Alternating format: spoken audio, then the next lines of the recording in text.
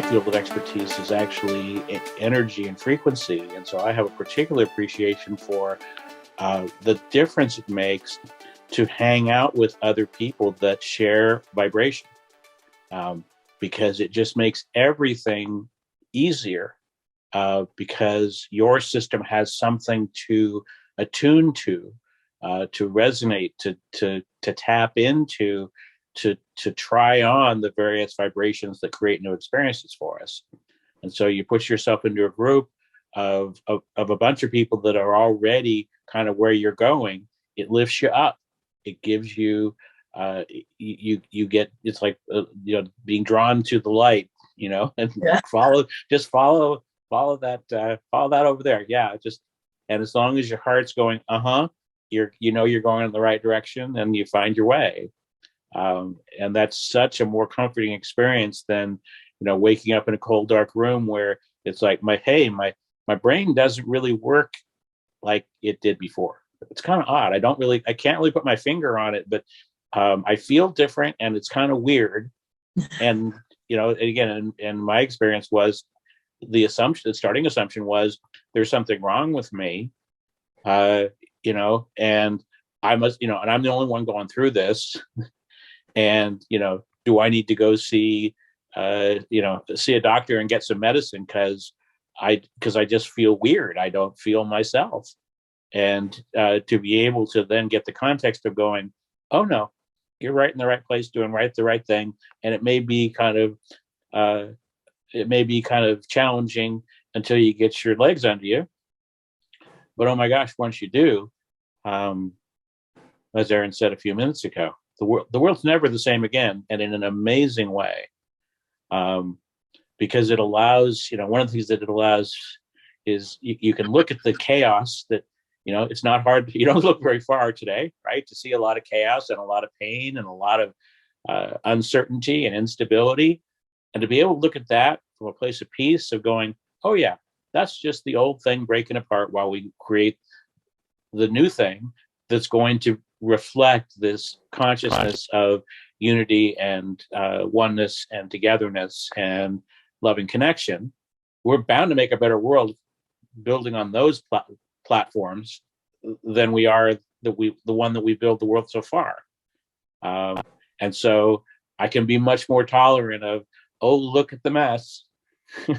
Yeah. Because, you gotta, that's the old thing about, you gotta break a few eggs to make an omelet. Well, we're making an omelet, and all the drama is things that just don't have the vibration to stay together, trying to stay together, while these new things and these new ways take root and create versions of our society that while it may not be standing in the field and singing Kumbaya, energetically, that's the foundation. That sense of we are all building this together, and we're all part of it.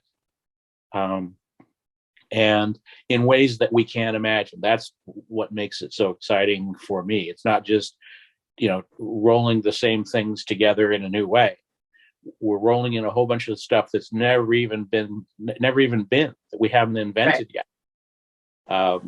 So, when I think of what my kids and their kids are going to be working with, it's like, there's no comparison. And I love what you just said a second ago. It's basically solution-oriented conversation and action. And that's what we are able to do and be, is bring forward that, because mainly what's happening on the news, reality TV, when you go out, whatever it may be, the conversation is fear-based, confusion, stress-based about what's going on, what the problems are. And believe you me, I'm all about hitting on some of those problems so that we can actually bring them to the surface and really chat about that. However, the vibration of staying in the fear, the upset, the stress, the problem, isn't service to our energetic space and bodies. and it's not service to anyone around us or the planet or moving forward. And so the beautiful, conversation is what is that pivot each time of, being the barrier of that conversation of, okay, I see the fear and this is broken. This is not working. Okay, great. So I'm feeling upset. I'm feeling anger about that. So the beautiful combination and where we can come to support is let's find a solution for that anger, and let's put a play and a creation, something positive to create that change. And like you were saying, it's like, it may not be overnight. It's not going to be, 8 billion people sitting around singing Kumbaya at once. However, the earth has done that. And most humanity have missed those times in space, one of which was 9/11. There was millions of people loving and meditating together at one time on earth. It was one of the most loving times on earth that humanity came together, and pretty much no one ever talks about that. That's, to me, one of the things that I really noticed was when I was in my conscious step over of like, wow, there's some really hard things that happened on our planet, but humanity came together. All together. And if we can remember those moments and see the capability behind it, wow, the power behind our wings is just insane.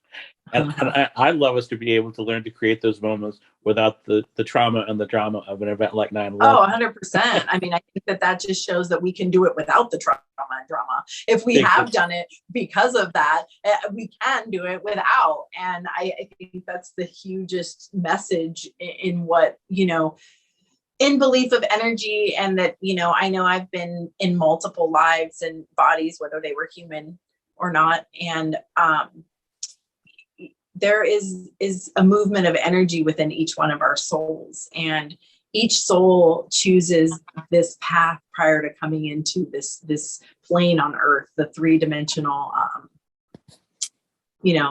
movement of soul evolution down here on earth.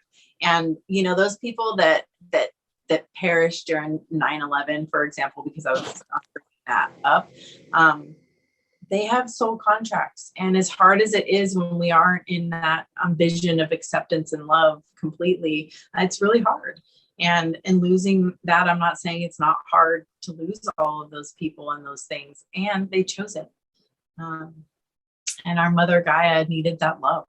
And we can look at the bad side of it, and we can look at the positive things that happened. Yeah. There's it's fascinating to me just how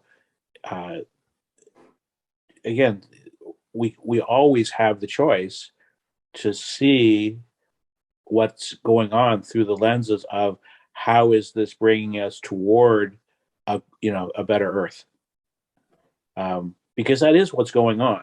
That the ascension of our planet and of humanity it's underway. And yes, there are tough things along the way that can be challenging, but the overall trend line is we're going to continue to evolve and ascend. That's the nature of the universe.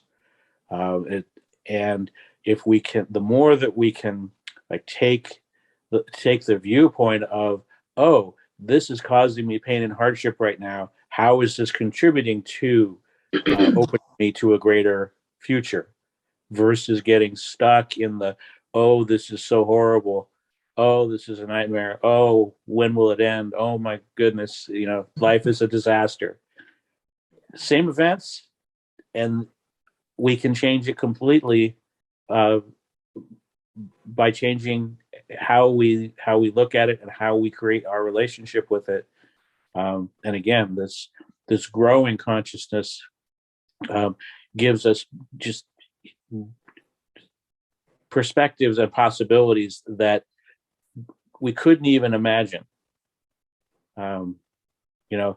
It's like, and Erin, you were a baby, but when the Berlin Wall came down, mm-hmm. right? The week before that happened, if you asked 99 people out of 100 if that would ever happen in their lifetime, they would have said you were nuts. Right. And then it happened, like boom, it was gone. Yeah. Yeah. And suddenly this whole foundation of, oh gosh, if we're not going to, have a Cold War, what the heck are we going to do for fun? Right. Or, right? What are we going to do with ourselves? How can we see ourselves as a nation if it's not against them? Shoot. Wow. Right. It's suddenly everything's really different. Wow. Cool. Whole new world. Yeah. Exactly. Yeah. And things like you said, perspective, perception, like it's like a prism of like so many options, opportunities that can come up. And, that's the opportunity of, what we are doing. We are one family. And here we are today. I had mentioned this on a chat with Rima before, but I felt it important to bring up now, is that we talk about love and magic here and the support of that. And that's where the family came from. And that's what we're here to do now. And just to seed a little bit of what we talk about magic and the flow of energy and just believing and trusting in patience is how we got here now. And to bridge that over is that there was a lot of downtime, and we picked up the family here and there, and we all had life interchanging things that were happening that weren't allowing us to be in this flow. But something inside me has always been like, you're going to do it no matter what is happening. And I just kept that vision in my heart, no matter what. And through the years, we had created this logo that is the green tree, and it says family, and it has the roots, and it's this forest rain green that I just love. And at the time, I was asking, with the Project Youth Inspired and the family, what should I do with it? Should it be an LLC? Should it be a nonprofit, B Corp? I had all these questions I was asking the spirit of what to do next. And I found myself in Mexico supporting some refugee children with some amazing women. And Marilyn Helgensen, the founder of Friends of Rosarito's Children in Mexico, was having me chat to the women about what it is that I was working on. Long story short, Rose Lee was in the car. She's the founding manager for Halle Berry, and she was running a nonprofit called weareonefoundation.org, which now we all know is ours. And she, within 24 hours, had asked me to go to coffee at her house, and with 48 hours, had the paperwork in hand, and she was giving it to me. To rewind to the magic, the reason why she knew to give it to me when we sat down, even more than our energy connection, was that the logo that she had for We Are One Foundation was a tree, like the earth. And it was the same color green as the family. And it was like our mission statements were basically the same. It was synergy that was answering from spirit in the physical. This is what you need to do with it. And I give more than I should. That's just how I am. I just want to sprinkle pixie dust on all of it. So why not be a nonprofit? Why not be a filter, an ability, a channel, a way to support as many as we can? And so here we are, building and supporting what Rose's original dream was. And she just got that message, and she was able to hold the URL, the platforms, the paperworks, and everything to make us catapulted into this time without having to wait or whatever it is. And that's the magic of the unfolding of the patience and trusting that we're in the right place at the right time. That's a great bellwether. If you have inside you that feeling of, where are my people? What am I here to do? How can I help? Or you have that sense that there's something going on and you don't even know what it is.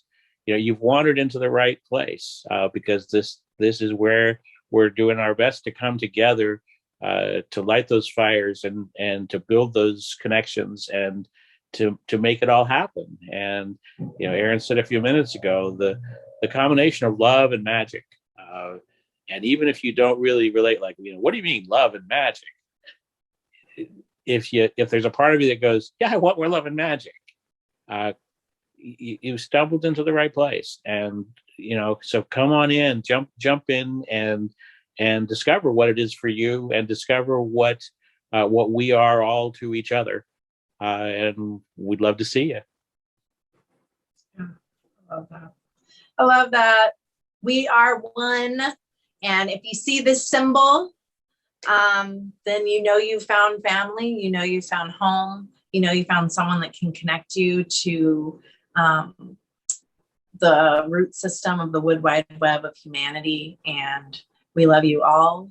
So as we embrace this conversation in this channel, we as humanity are energetic beings. We are our own individuality. We are a channel to spirit and from Gaia to be a voice of love, play, difference, creation. We have the ability to choose.